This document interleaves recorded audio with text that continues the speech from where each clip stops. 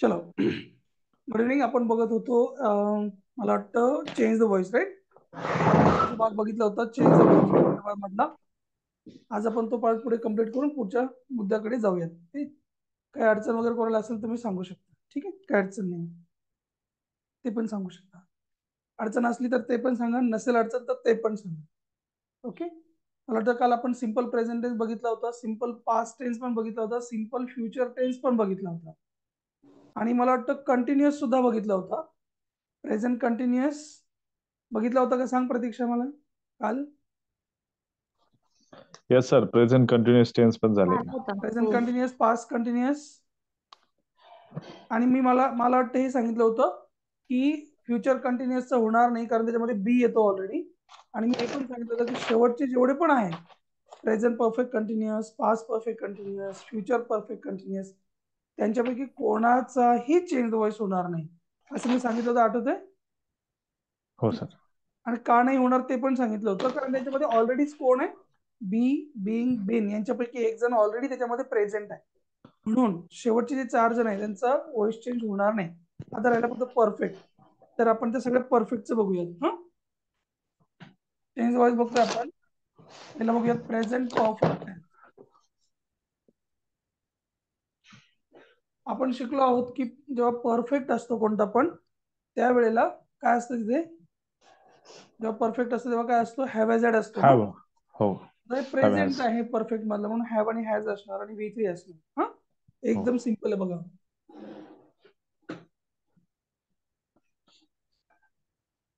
I have taken this responsibility.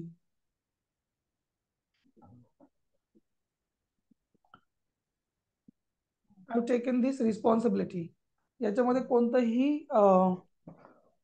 Preposition नाही आहे ना, त्यामुळे आपलं काम सोपं झालंय.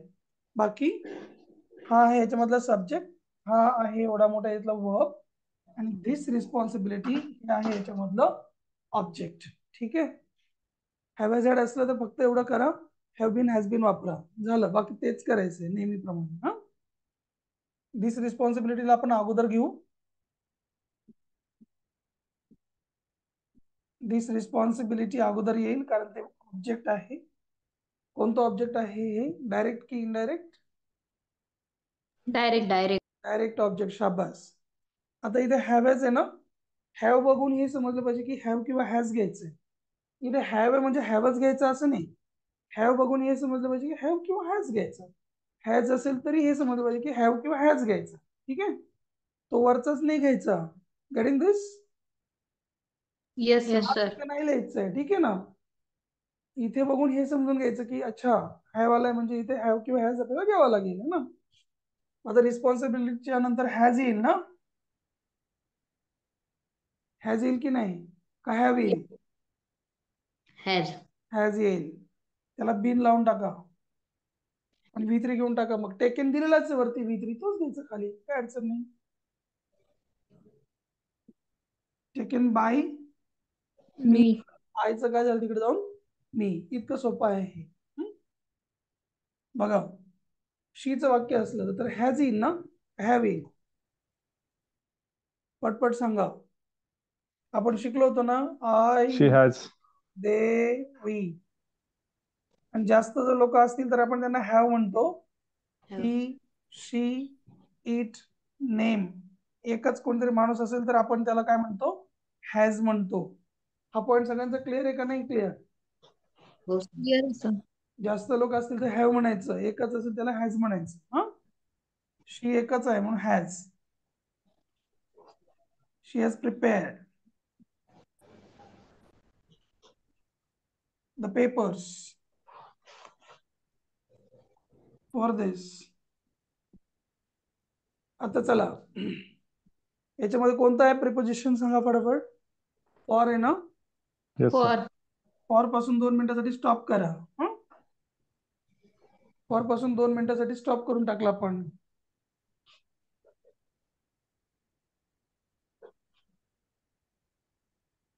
आता काय राहिलं? शी हॅज प्रिपेअर्ड द पेपर्स. हा आहे आपला ऑब्जेक्टचा पार्ट. सब्जेक्ट वर्ब इतका मोठा, द पेपर्स ऑब्जेक्ट. त्यांना अगोदर घ्या. द पेपर्स अगोदर घेतलं. हॅज बघून समजून घ्यायचं, इथे हॅव आणि हॅज वापरावं लागणार आहे. आता सांगा हॅव की हॅज?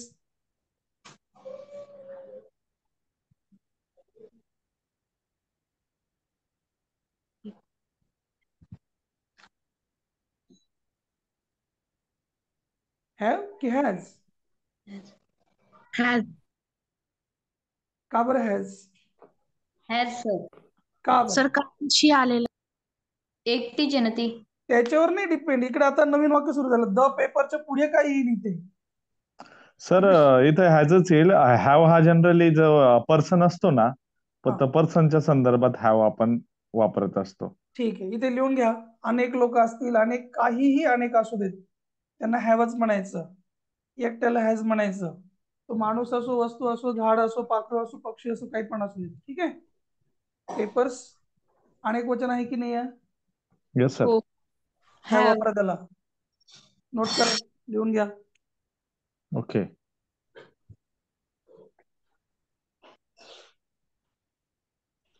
बाकी V3 बाय एस, याच्यामध्ये V3 दिलेलाच ऑलरेडी ना. प्रिपेअर्ड बाय हर. सगळं लिहून झाल्यावर फॉर दिस शेवटी लावून टाका इथे, ऍज इट इज. संपला विषय.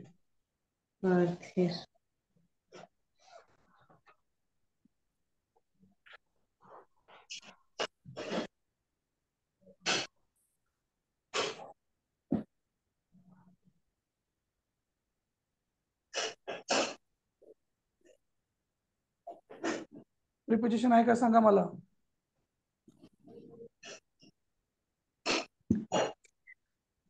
प्रिपोजिशन आहे याच्यात? At the gate. स्टॉप करून टाका, पुढे बोला. सब्जेक्ट, एवढा मोठा वर्ब, ऑब्जेक्ट. कोणता ऑब्जेक्ट आहे, डायरेक्ट की इनडायरेक्ट? इनडायरेक्ट. शाबास. माणूस असला तर इनडायरेक्ट, वस्तू असेल तर डायरेक्ट, भावना वगैरे असेल तरी पण डायरेक्ट. फक्त घेणारा कोण आहे, म्हणजे कोणाला, कोणाला ह्या प्रश्नाचं उत्तर देणारा शब्द कोणता? इनडायरेक्ट ऑब्जेक्ट असेल. ठीक आहे. मला, तुला, त्यांना, असं. हिमचं काय झालं? ही झालं. हे कळलं इथपर्यंत? आता हॅज बीन काय, हॅव बीन येईल, बोला पटापट. Has has been. Been. He has been stopped by us at the gate. तुम्ही ऍट द गेट अगोदर पण वापरू शकता आणि नंतर बाय अस म्हटलं तरी चालेल. मी काल सांगितलं होतं ना, हा जो बाय वाला पार्ट आहे, शेवटी पण घेऊ शकता, अगोदरही घेऊ शकता, चुकत नाही, ते बरोबरच येत. ठीक आहे. या बरोबर बरोबर.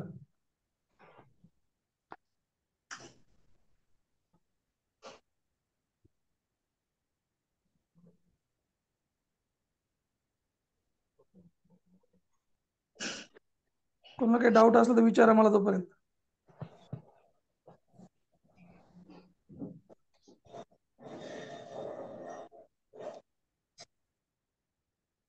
कोणाला काही डाऊट असला तुम्ही मला विचारू शकता. Doesn't matter.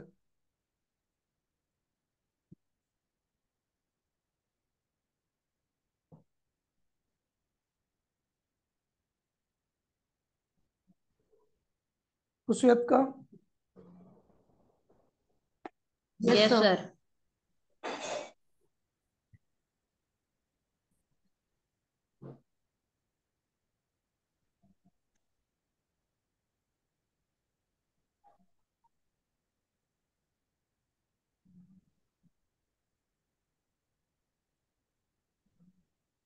हॅलो सर, ह्या आधीच्या वाक्यामध्ये जे काही V3 नंतर आपण बाय वापरला होता आणि आत्ताच्या वाक्यामध्ये आपण V3 नंतर आपण रिमेनिंग पार्ट म्हणजे शेवटचा जो वाक्याचा भाग घेतलेला आहे आणि मग नंतर मग आपण बाय यूज केलेला आहे. या दोघांमध्ये असा फरक काय? फरक नाही आहे. कॉम्प्लिमेंट आहे इथे. हा, प्रिपोजिशन नंतरच्या भागाला आपण काय म्हणतो? कॉम्प्लिमेंट. ओके. हा. कॉम्प्लिमेंट म्हणजे काय? अधिकचा भाग. ठीक आहे. तुम्हाला सोप्या भाषेत जर सांगायचं झालं, आपल्याकडे लग्न असतं, आपण सगळ्यांना निमंत्रण पत्रिका पाठवतो की नाही पाठवतो? हो. काय झालं मायक्रोफोनला याच्या? परत ट्राय करण्यात एक्झिट करून परत मध्ये येते. आपण लग्न असल्याच्या नंतर लोकांना निमंत्रण पत्रिका पाठवतो की नाही हेमंत? हो सर. हा, तरी पण काही लोक बिना पत्रिकावाले येतात की नाही? येतात येतात. गावाकडे काय काय असतं की नाही बिना पत्रिकावाले, आपल्या जेवणाशी मतलब आहे, कोणी पण असं आपल्याला काही हा. संबंध नाही, राईट? हा, हो हो सर. तर तो प्रेपोजिशनचा नंतरचा भाग तसा आहे तो. हा, अच्छा. त्यांचं हा. काही काम नाही तिथे, तरी येऊन बसतात शेवटी. कळलं का आता? हो मग जे बिना पत्रिकावाले आहेत ते काही आपल्या घरचे कोणीच नाही आहेत, ते अनोळखी आहेत, है ना? आता त्या घराच्या मालकावर डिपेंड आहे की त्यांना जेवू द्यायचं की नाही, हे कळलं का? हो हो किंवा त्यांना कधी जेवायला द्यायचं हे पण मालकावर डिपेंड आहे की नाही? हो मालकाच्या मनावर आहे ना. जो हो. त्यातला मेन त्या घरातला जो कोणी करता धरता असेल, तुम्ही बघितलं असेल काही काही ठिकाणी त्यांना जेवणही देत नाही लोक, हाकलून पण देतात कधी कधी ना. हो आपण तसं करायचं नाही, आपल्या मनावर आहे की मालकाच्या अगोदर त्यांना खाऊ द्यायचं की अगोदर आपलं जेवण झाल्यावर मग उरलेलं त्यांना द्यायचं. Getting? That is just an extra part, so you decide whether it is to be taken there. ना, अगोदर ओके घ्यायचं अगोदर घ्या, नंतर घ्यायचं नंतर घ्या, काही फरक पडणार ओके नाही. ओके. Okay, yes sir. त्याचं निगेटिव्ह असलं तरी पण तसंच करायचं. हा, he has not locked me. he has not locked me. Blur होतंय का? चला, फोकस माझ्या चेहऱ्यावर आहे म्हणून तसं होतं. he has not locked me, negative वाक्य केलं. सब्जेक्ट आहे हॅज नॉट लॉक्ड, एवढं मोठं वर्ब आहे, आणि मी हा कोण याच्यातला ऑब्जेक्ट. त्याला इकडे घेतलं स्टार्टला तर काय होईल मग? पहिल्यांदा आय. आय येणार, राईट? इथे हॅज बघायचं मग ठरवायचं हॅव्हॅज पैकी काय घ्यायचं ते. आईच्या नंतर Have. काय येणार? हॅव येणार. नॉट त्यांचाच घ्यायचा, बीन एक्स्ट्रा घ्या, लॉक्ड पण त्यांचाच घ्या, सगळं त्यांचंच घ्यायचं, काय अडचण नाही. कळलं? सोपं आहे, काय अवघड नाही. हा, वरच बघून लिहायचं खाली, फक्त हॅव की हॅज एवढं ठरवा. By बाही him. झालं. क्वेश्चन जरी असला प्रश्न तरी तसंच.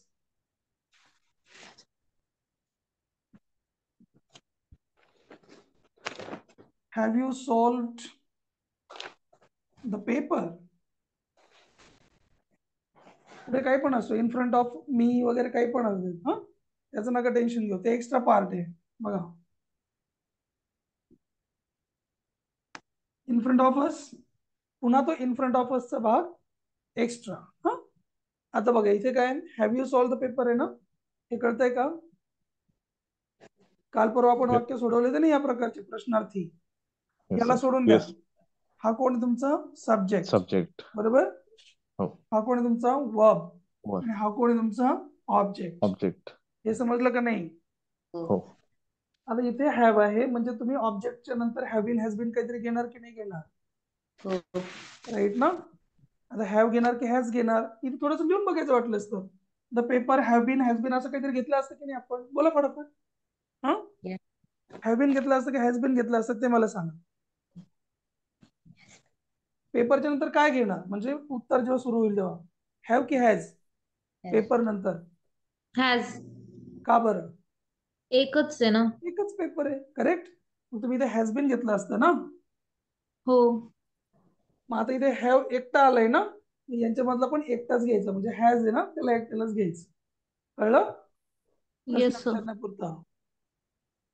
मग काय होईल? हॅज द पेपर, आणि बीनला इकडे टाकायचं मग पेपरच्या नंतर. एवढे फक्त समजून घ्या. हा,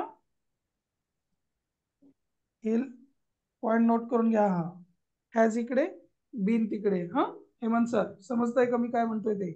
हो सर. हॅज इकडे, बीन तिकडे. हा, बायफर्केशन करायचं त्यांचं जरा. हो. बाकी सेम. मग has the paper been solve, याच्यानंतर V3 येतं ना. आपण काय शिकलोय? पॅसिव्ह वॉइस म्हणजे काय? बी V3 ना, बी नंतर येणारा V3. आता हे बी नंतर येणारा कोण यायला पाहिजे? V3 यायला पाहिजे. Has the paper been solved by you, इथं यू आहे यांच्याकडे. In front of us as it is. Mute ठेवा. कोणताही प्रश्न WH वाला प्रश्न असला तेच करा.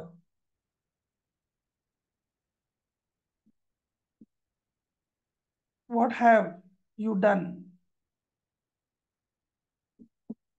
काय केलंस तू, असा प्रश्न आहे. व्हॉटला सेम ठेवा इकडे. काल आपण बघितलं होतं ना, आपण काल काय शिकलो होतो, हा कोण आहे सब्जेक्ट, हा कोण आहे वर्ब, आणि इकडे ऑब्जेक्ट नाहीये ना. व्हॉट हाच त्याचा ऑब्जेक्ट असता, तर आपण हॅज बीन वापरलं असतं, कारण व्हॉट सिंगल आहे. कळतंय हे? येस. मग तोच हॅज बीन इथं वापरायचा. What has been done by you. घेऊन टाका. हे मी एकदम डिटेल मध्ये सांगतोय, प्रत्येक गोष्ट समजून सांगतोय. लक्षात घ्या, हे सगळे पॉईंट समजताय ना तुम्हाला व्यवस्थित की नाही समजत? हो सर. गुड. घ्या लिहून बरोबर बरोबर.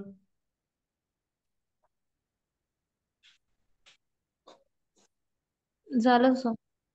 पुढे कितीही मोठं प्रेपोजिशन येऊ, त्याला घाबरायचं नाही. प्रेपोजिशनला अजिबात घाबरायचं नाही, तिथून कट करायचं. उत्तर लिहून झाल्यावर शेवटी जोडून टाकायचं. हा, ते सोपं असतं, त्याचं टेन्शन नाही घ्यायचं. प्रेझेंट परफेक्ट टेन्स बघितलं आपण. हा, आता कोणता? Past perfect. सगळे परफेक्ट परफेक्ट बघू आता. हा,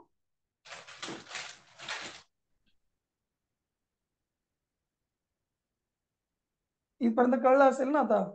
परफेक्ट म्हणजे हॅव हॅड लागणार, आणि पास्ट मधला परफेक्ट म्हणजे नुसतं हॅड लागणार है ना. हॅड वी 3,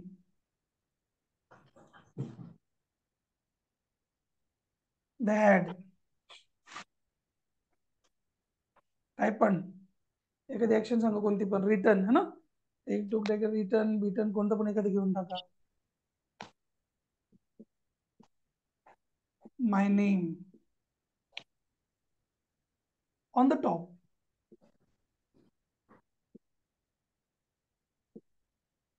चला शोधा फटाफट. कोण कोण इथे सब्जेक्ट कोण आहे? दे. दे. हा कोण इथला सब्जेक्ट? हॅड रिटर्न हा कोण इथला वर्ब. वर्ब. चला पुढे. माय नेम हा कोण यातला object. Object. On the top extra part आहे, राईट. हे जाऊ दे, हे नंतर घेऊ आपण. आता इथे इतकी सुंदर गोष्ट आहे ना, काहीच करायचं नाही आपल्याला. नीट समजून घ्या. माय नेम अगोदर घेऊ आपण, आणि वरती जो हॅड वाला दिसतो ना, हॅड रिटर्न हा जो वर्ब दिसतो ना, सेम टू सेम खाली घ्या ओढून. त्याला जसा वरती दिसतो सेम टू सेम खाली घ्यायचा, फक्त दोघांच्या मध्ये बीन टाकायचं. हॅडच्या वाक्यात एकदम सोपं असतं, वरच खाली घ्या फक्त दोघांच्या मध्ये. हा, हॅड घेऊन टाकला, रिटर्न पण घेऊन टाकला, आणि दोघांच्या मध्ये काय लिहायचं? फक्त बिन.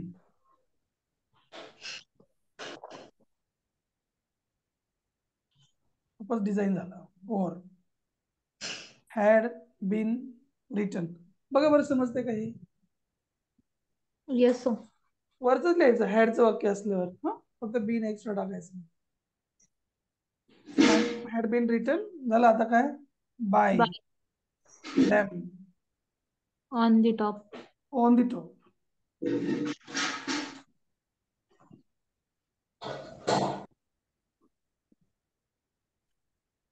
She had not stopped telling others.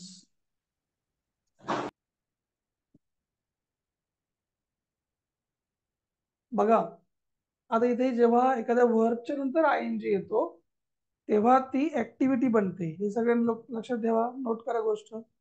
इथे ऍक्च्युअली वर्ब होऊन गेलंय ना. शी काय सब्जेक्ट, हॅड नॉट स्टॉप हे काय आपलं वर्ब. काय थांबवलं नव्हतं? दुसऱ्यांना सांगणं थांबवलं नव्हतं, म्हणून सांगणे असा याचा अर्थ होतो. हा, आयएनजी वाल्याचा. म्हणून हा ऑब्जेक्ट आहे आपला. समजतंय? लिहून ठेवा. वर्बच्या नंतर आयएनजी वाला शब्द आला लगेच तर ती ऍक्टिव्हिटी होते. ऍक्टिव्हिटी म्हणजेच आपल्या, आपण ज्याला जेरेंड म्हणतो ते. हा, त्याला आपण सुरुवात करू शकतो डायरेक्टली, काय टेन्शन नाही. कारण ते आपण मागे शिकलोय, जिरेंड हे सुद्धा एक प्रकारचं नाऊनच असतं, आणि जे नाऊन आहे ते ऑब्जेक्ट असू शकतं. Okay. Yes sir. Telling others ही एक ऍक्टिव्हिटी आहे, हे समजलं का नाही समजलं? Yes, sir. Yes sir. I had not started driving the cars. Driving car ही एक ऍक्टिव्हिटी असते, सिंगल. हा, लक्षात ठेवा, नोट करून ठेवा. Driving car, swimming in the pool किंवा आणखी काही पण एखादं असेल, एक्सरसाइजिंग डेली, ही सिंगल ऍक्टिव्हिटी असते. त्याच्यानंतर हॅज वापरायचा, डज वापरायचा, इज वापरायचा. Note this point.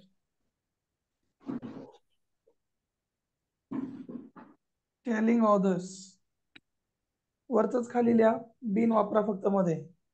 Had not been had not been stopped. by her. एकदम बरोबर. by her.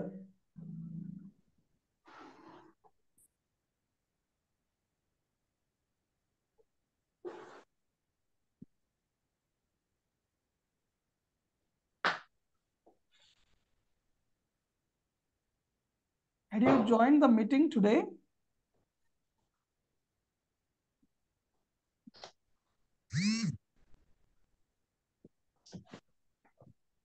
प्रश्न विचारलाय. हॅवेजने प्रश्न विचारला, हॅवेजने उत्तर द्यायचं, पण कंत पण नाही लिहायचं. ऑब्जेक्ट कोणता बघून घ्यायचा, ऑब्जेक्ट नंतर हॅव किंवा हॅज कोणता येईल ते चेक करायचं, मग घ्यायचं. हॅडला काही टेन्शन नाही, हॅडला हॅड घेऊन टाका, कारण हॅड सगळ्यांनंतर चालतो. येस, तरी बघून घ्या. Subject, verb, the Object. Meeting, object आणि टुडे एक्स्ट्रा पार्ट आहे. हा, हॅड अगोदर घेऊन टाका, हॅड नंतर ऑब्जेक्ट घ्या. हॅड द मीटिंग, मगाशी सांगितलं होतं मी, आठवतंय? हॅड इकडे घ्यायचा, बिन तिकडे घ्यायचा, हॅव इकडे घ्यायचा, बिन तिकडे घालायचा. हा, Had the meeting been been joint वरच लिहायचं बघून. बाय यू टुडे,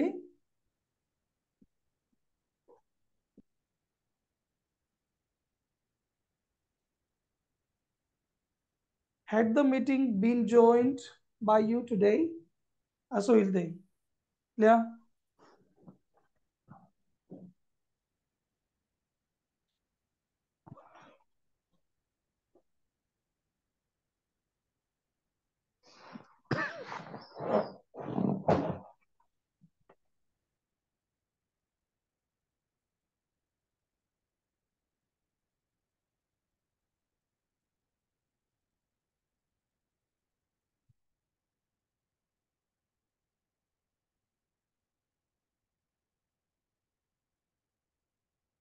झाल्यावर सांगा.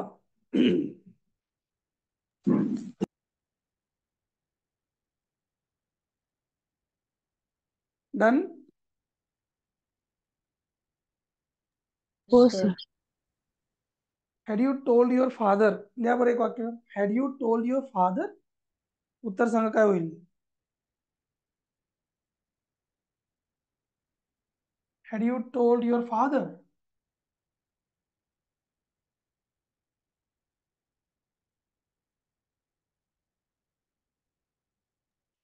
Had your father been told by you?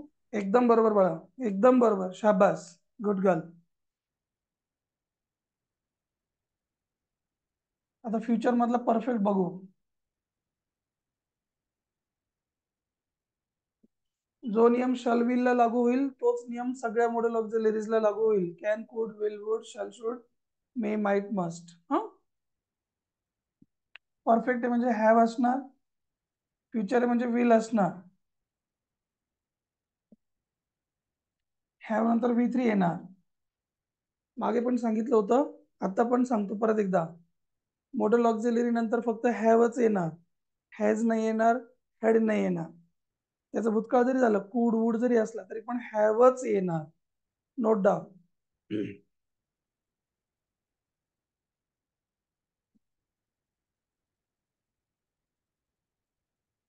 I will have finished my lunch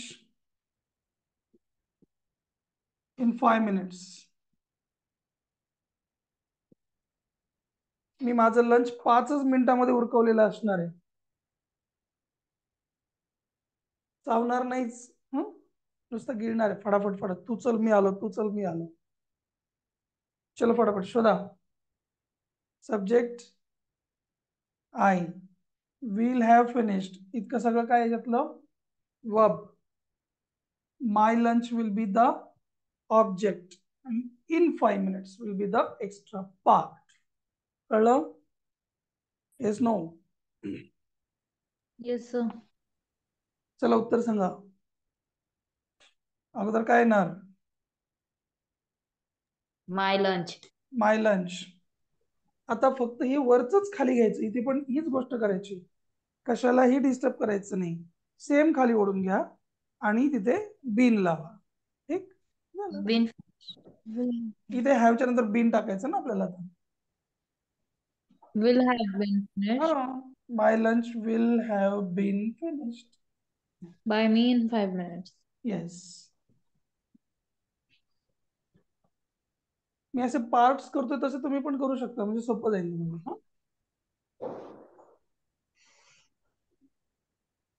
in 5 minutes as it is शेवटी.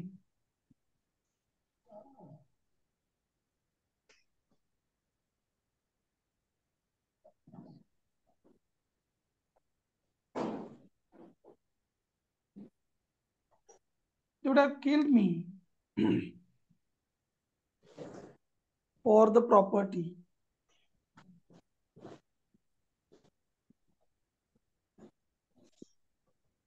त्यांनी मला प्रॉपर्टीसाठी मारून टाकलं असतं.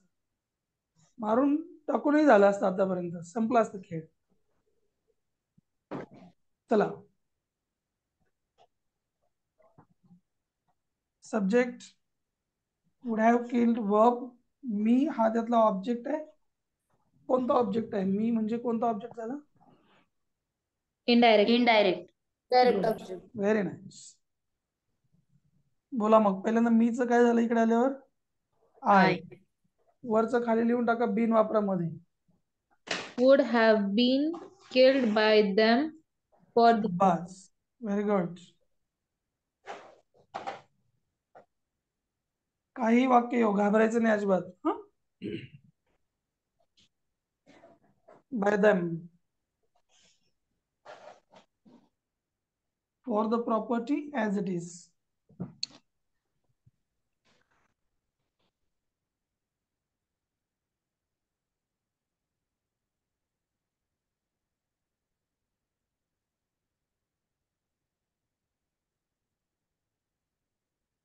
He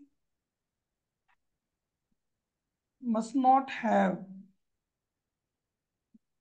signed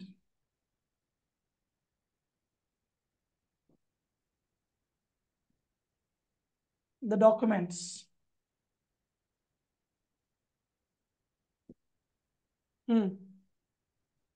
सब्जेक्ट वर्ब आणि ऑब्जेक्ट शोधा. The काय झालं document. यातला? Subject must not have signed, इतकं मोठं काय आहे यातलं? वर्ब. द डॉक्युमेंट्स हे काय आहे त्यातलं? ऑब्जेक्ट. ऑब्जेक्ट. कोणतं ऑब्जेक्ट आहे? डायरेक्ट का indirect? Direct. Very good. The सांगा document उत्तर.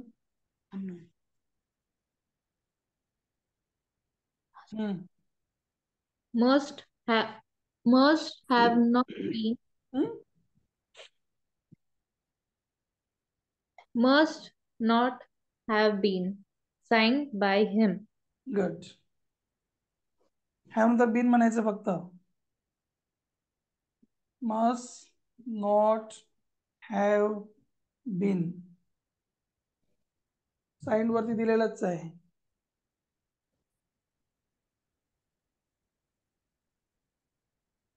By him.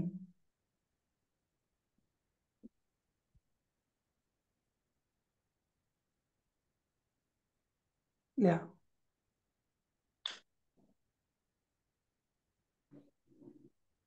झालं. डन. Yes, हो sir. सर.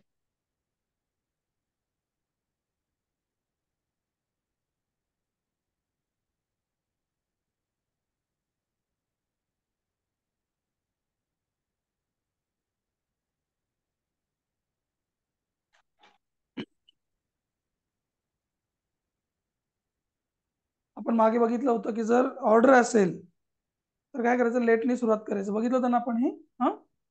ऑर्डर असेल तर Yes, sir. लेटने सुरू करायचं. मी मला पहिल्यांदाच सांगितलं मला वाटतं.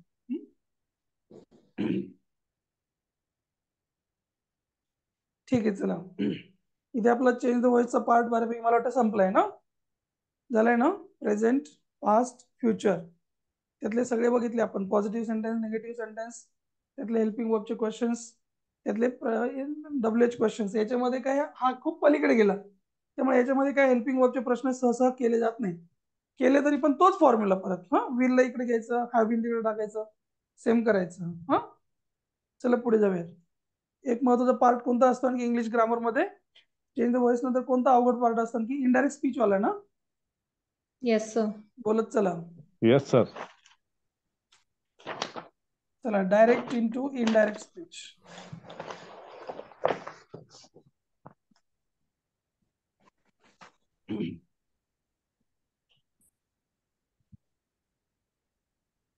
प्रत्यक्ष कथन, अप्रत्यक्ष कथन असं म्हटलं जातं याला ना.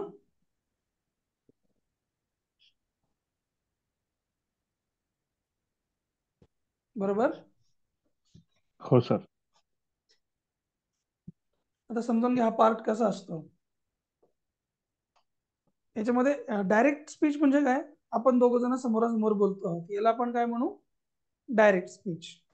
इनडायरेक्ट स्पीच म्हणजे काय, आपणच बोलतोय पण तो तिसरा माणूस काय म्हटलं होतं ते सांगतोय आपण. ओके. आपण जेव्हा एकमेकांशी बोलू दोघ जण आपल्या आपल्या संदर्भातच, की मी म्हटलं मी नाही येणार, आणि तिसऱ्याबद्दल आपण जेव्हा सांगू ना, राजू म्हणत होता की तो नाही येणार, ते कोणतं झालं, इनडायरेक्ट. आणि मी तुमच्याशी डायरेक्ट जे बोलतोय ते कोणतं झालं, डायरेक्ट. डायरेक्टला आपण कसं ओळखतो, त्याला अवतरण चिन्ह असतं दोन्ही बाजूने, असतं की नाही. Yes, no. बोला. इनडायरेक्ट स्पीच आणि direct speech. She said I will come. अवतरण चिन्ह टाकले दोन्ही बाजूने, टाकलंय की नाही, दुहेरी अवतरण चिन्ह. हो. याला इंग्लिश मध्ये काय म्हणतात, या चिन्हाला कोण सांगतं, इन्व्हर्टेड कॉमा. कोणता, सिंगल का double. Double inverted comma. Single कधी वापरतो आपण, डबल कधी वापरतो. डबल एखाद्याचे तोंडचे शब्द जे असतात त्यावेळेस डबल इन्व्हर्टेड वापरतो. उद्गार सांगायचं असलं, त्याचं वाक्य सांगायचं असेल, स्टेटमेंट द्यायचं असेल तर डबल. सिंगल कधी, जेव्हा तुम्हाला एखाद्या शब्दावर फोकस करायचं असला, एक शब्द महत्वाचा आहे कोणता तरी, त्याला फोकस मध्ये आणायचं असेल तर सिंगल. एका शब्दाला दोन दोन नाही लावायचे. ओके. Yes, sir. एका शब्दाला दोन दोन उद्गार चिन्ह लावायचे नाही. इन्व्हर्टेड कॉमर्स दोन दोन नाही लावायचे एका शब्दाला, वाक्यासाठी आहे ते. कळलं का इथपर्यंत. हे कोणतं सांगा आता, डायरेक्ट आहे का इनडायरेक्ट आहे. हे डायरेक्ट आहे सर. डायरेक्ट आहे. इनडायरेक्ट कधी म्हणतो आपण, त्याला कोणताही कॉमा असणार नाही, कुठलेही इन्व्हर्टेड कॉमर्स वगैरे त्यामध्ये असणार नाही, तिरहित माणसाचं बोलणं असणार. She said that she would come. याच्यामध्ये आपला काही संबंध नाही राहिला, तीच म्हणत होती की ती येणार नाही, असं काहीतरी वाक्य झालं. बरोबर. याच्यामध्ये कुठेही डबल इन्व्हर्टेड कॉमा आला का, नाही आला. आता याच्यामध्ये कशा प्रकारे वाक्य टर्न होतं ते समजून घ्या. फार महत्वाची गोष्ट सांगणार मी. यामध्ये दोन माणसं असतात, एक बोलणारा आणि एक ऐकणारा. बरोबर इथपर्यंत. हो. सगळ्यांनी नीट समजून घ्या आणि बोला माझ्या बरोबर. एक असतो बोलणारा, ज्याला आपण काय म्हणतो, स्पीकर. एक असतो ऐकणारा, त्याला आपण काय म्हणतो, लिसनर. इथपर्यंत समजलं का. हो. प्रवीणीताई समजलं का. हो, समज. एक असणार स्पीकर, एक असणार लिसनर. स्पीकर जो आहे तो उद्गार चिन्हाच्या बाहेर असणार, इन्व्हर्टेड कॉमाच्या बाहेर. कोण, स्पीकर. लिसनर जो आहे तो बाहेर पण असू शकतो किंवा मध्ये पण असू शकतो, डझंट मॅटर. पहिल्यांदा जो असणार तो कोण असणार, स्पीकर असणार, जेव्हा तो बोलायला लागेल तेव्हा. आता आपल्याला ह्याचं उत्तर लिहिताना काय करायला पाहिजे ते समजून घ्या. जर वाक्यामध्ये आय, मी, माय, माइन असे जर शब्द आले तर ते स्पीकर साठी असणार. नोट करून घ्या, फार महत्वाची गोष्ट आहे ही. उद्गार ह्याच्यामध्ये इन्व्हर्टेड कॉमाच्या वाक्यामध्ये जर आय, मी, माय, माइन याच्यापैकी कोणताही शब्द आला तर तो कुणासाठी असणार आहे? आता बोला, मी नुसतं एकटा थोडी बडबड करायला आलो इथे. स्पीकर. नोट करा. आणि यू, यू, योर, योर्स हे जर असतील अवतरण चिन्हाच्या वाक्यामध्ये तर ते असणार कोणासाठी? लिसनर साठी. नोट डाऊन आणि सांगा मला तुम्हाला समजलं का हे?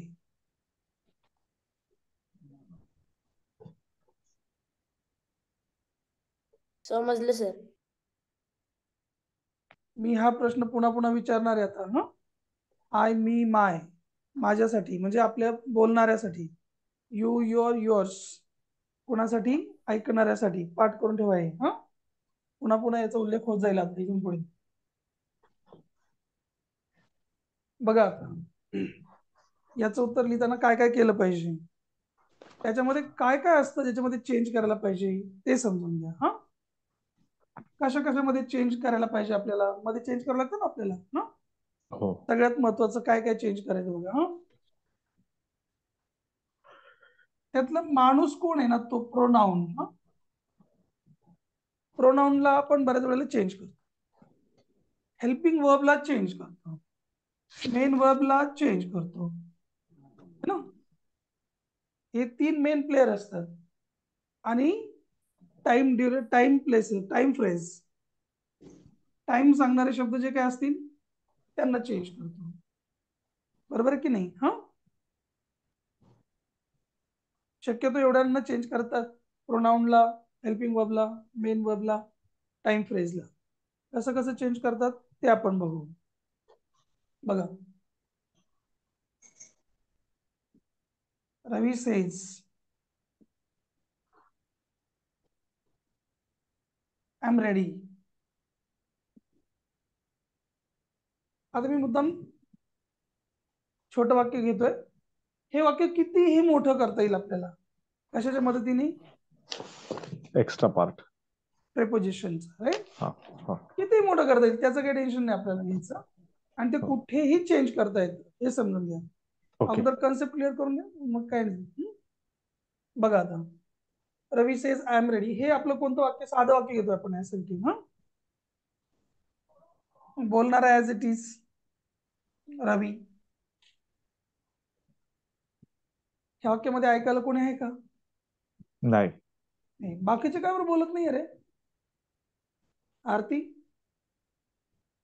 या वाक्यामध्ये ऐकायला कोणीच नाहीये. नाही.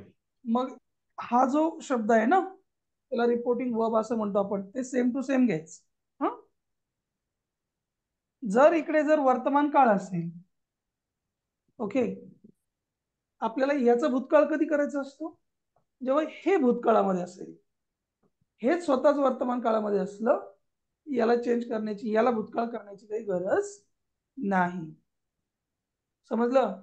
हा सेज आहे ना, प्रेझेंट टेन्स मध्ये आहे की नाही सेज? हो.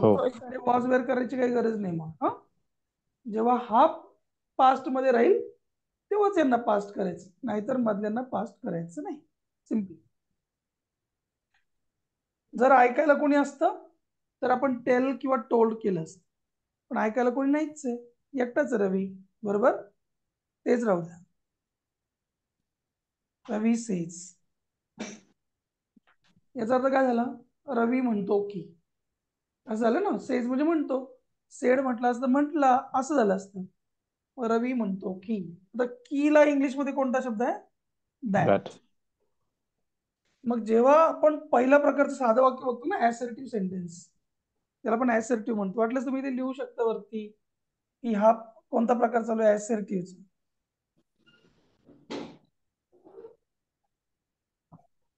जेव्हा ऍसर्टिव्ह सेंटेन्स असतं, ऍसर्टिव्ह म्हणजे सरळ वाक्य, साधं वाक्य आपलं विधानार्थी, त्या विधानार्थी वाक्यामध्ये आपण जोडताना जर वर्तमान काळामध्ये असेल तर वर्तमान काळात ठेवा, ऐकायला कोणी असेल तर टेलकडे जा, नसेल तर सेम घ्या खाली आणि की म्हणा.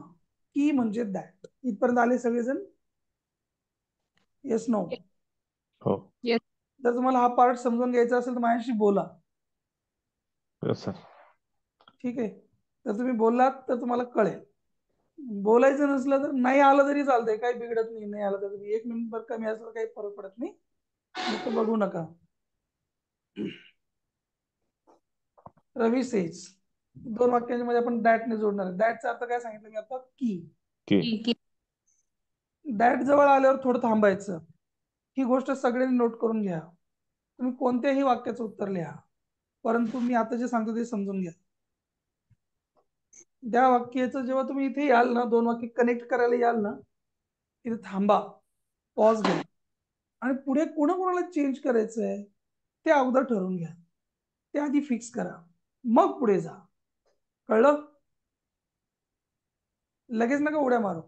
अगोदर इथे थांबा आणि पुढे काय काय आहे चेंज करण्यासारखं ते आधी फिक्स करून घ्या, मग तुम्ही कॉन्फिडेंटली पुढे जा.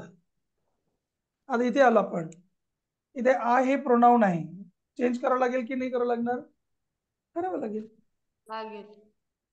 एम हे हेल्पिंग वर्ब, तेच आता मेन वर्ब म्हणून आलंय. चेंज करावं लागेल की नाही करावं लागेल? करावं लागेल. एका वाक्यात शक्यतो 3 किंवा 4 गोष्टी असतात चेंज करायला, जास्त काही नसतं. डोंट वरी. आता बघा मज्जा. रवी म्हणतो की मी रेडी आहे, असं वाक्य ऍक्च्युअली. आपण मगाचा प्रश्न घ्यायचा इथे. आय म्हणजे मी, बरोबर? आय म्हणजे मी म्हणजे कोण? बोलणारा का ऐकणारा? बोलणारा. सगळ्यांनी ही गोष्ट करून घ्या. मगाशी मी इथे लिहिलं होतं ना, आय मी माय म्हणजे स्पीकर ना, यू युअर म्हणजे लिसनर.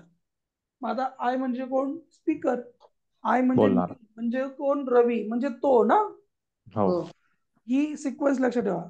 आय म्हणजे मी म्हणजे रवी म्हणजे तो. एवढंच करायचंय फक्त. आता एवढं ही जर सिक्वेन्स ज्यांना कळेल ना त्यांना पुढचं सगळं कळणार. आय म्हणजे मी म्हणजे कोण? स्पीकर म्हणजे कोण? रवी म्हणजे तो. हे प्रोनाउन आहे ना, आपल्याला त्याचं पण प्रोनाउन घ्यावं लागेल की नाही? हे समजून घ्या. इथे सगळ्यांची गडबड होते. ओके, आपण इथे ही घेतलं. का बरं ही घेतला? आय म्हणजे मी म्हणजे रवी म्हणजे तो. ही सिक्वेन्स तो जवळ येऊन थांबली ना, म्हणून ही घेतलं. इथं आय असल्यामुळे एम होता. ओके, आता ही नंतर काय आपण एम लिहिणार का? इज. एम लिहिणार. ही एम. ही इज. ही इज लिहिणार. वॉज लिहिणार का आपण?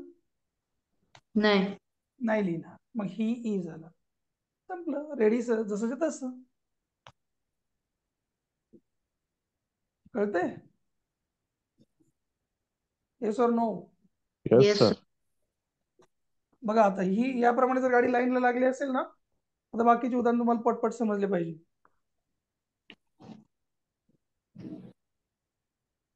या साईड पप्पा,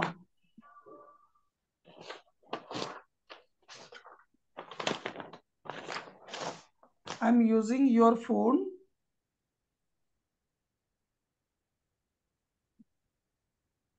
फॉर माय स्टडी. चला लक्ष द्या. आता बोलणार कोण इथे? प्रिया, राईट? येस. बोलत चला. आपल्याला इनडायरेक्ट करायचं याचं. मग अगोदर काय घेतलं आपण? प्रिया. आता सेड जसंच्या तसा खाली घेणार होतो आपण, पण मध्ये ऐकायला कोणी आहे का? नाही. आहे ना. पप्पा आहे ना मध्ये, ते शोधा. ऐकायला कोणी आहे की नाही ते शोधा. मग लिसनर आहे ना, येस हो. सर. मग सेड नाही म्हणायचं. ओके, मग तुमच्याकडे टेल टोल्ड हे 3 ऑप्शन्स आहेत.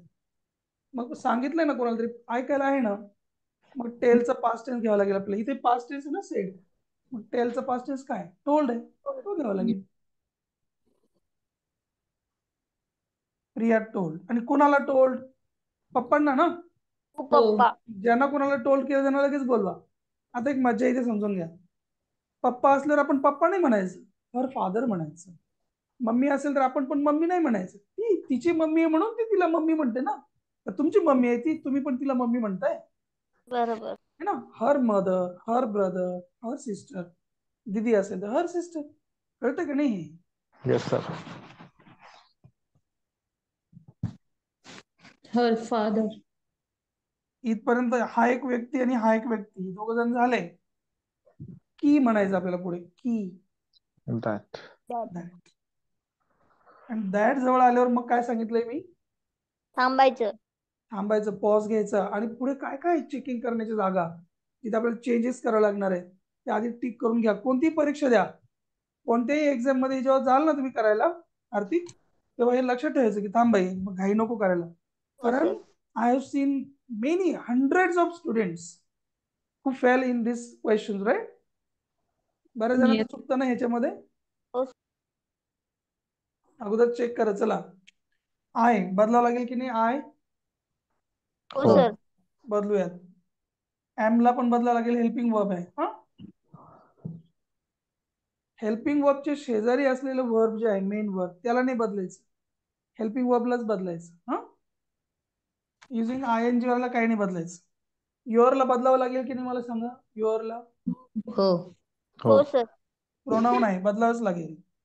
फॉरला नाही बदलायचं, प्रेपोजिशनला काही नाही करायचं. हा, मायला बदलावं लागेल की नाही सांगा? हो सर. बदललं. प्रोनाउन आहे, राईट. हो. मग कळलं तुम्हाला? 1 2 3 4 4 शब्दांना शक्यतो बदलायचं आहे. चला मग आता आय म्हणजे कोण? आता परत ते मगाचं. आय म्हणजे मी, म्हणजे स्पीकर म्हणजे कोण आहे? स्पीकर प्रिया आहे ना. ती. आय म्हणजे मी, म्हणजे प्रिया म्हणजे ती. हे समजलं का नाही समजलं? हो सर. शी हे होईल ना. हो हो. सर. शी. आता एम तर नाही घेणार आपण, आय होतं म्हणून एम घेतलं होतं ना. आता लक्षात घ्या, इथे भूतकाळ आहे ना. हो सर. बदला सगळं भूतकाळ करावं लागेल की नाही आपल्याला? हो सर. इकडे का बरं नव्हतं केलं?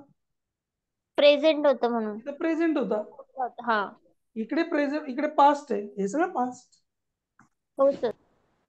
माझा शी वॉज होईल, हे समजलं का तुम्हाला? का बरं वॉज आला सर? अरे एमिझर आहे प्रेझेंट, वॉज वेअर आहे पास्ट टेन्स. शीच्या नंतर वॉज येतो, वेअर तर नाही लिहित ना आपण. सांगा, शीच्या नंतर वेअर लिहितो का आपण? नाही नाही. Sir.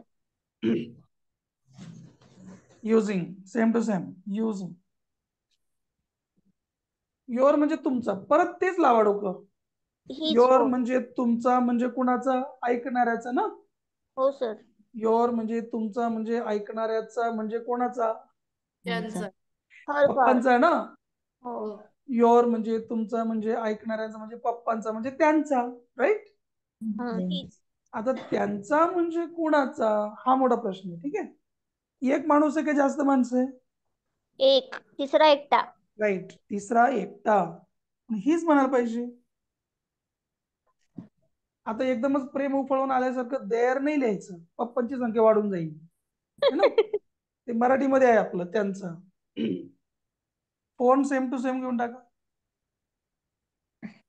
For same to same घेऊन टाका. आता आली पर ही माय कोणाची आता? तिची. हर. राईट, माय म्हणजे माझा, म्हणजे स्पीकरचा, म्हणजे प्रियाचा, म्हणजे तिचा. हे कळतंय का तुम्हाला मी काय सांगतो? हो सर. हो. या सिक्वेन्सने जा, म्हणजे चुकणार नाही तुमचा. हा, म्हणजे तिचा, स्टडी सेम टू सेम. बघा काय उत्तर आलं, वाचा बरं एकदा. Priya told her father that she was using his phone for her study. Correct. समजलं? Yes, sir. हे जे छोटे छोटे चेंजेस आहेत ना, ते आहेत महत्वाचे आपल्याला इनडायरेक्ट स्पीच मध्ये. हा, बघूयात आपण ते आणखी. हा, कोणाला काही डाऊट याच्यामध्ये विचारायचं? कोणाला काही? नाही सर. ओके, ठीक आहे, घ्या लिहून. पटपट लिहून झालं की मला सांगा लिहून झालं म्हणून. झालं सर. झालंय, गुड. माझ्या बरोबर लिहित असाल तर ते स्पीड मेंटेन होईल तुमचं पण. हा, ओके, चला, टाइम संपलाय आजचा. भेटू आपण उद्याला. हा, हो okay. Sir. Okay sir. Take care, bye. Bye, see you. Good night. Good night.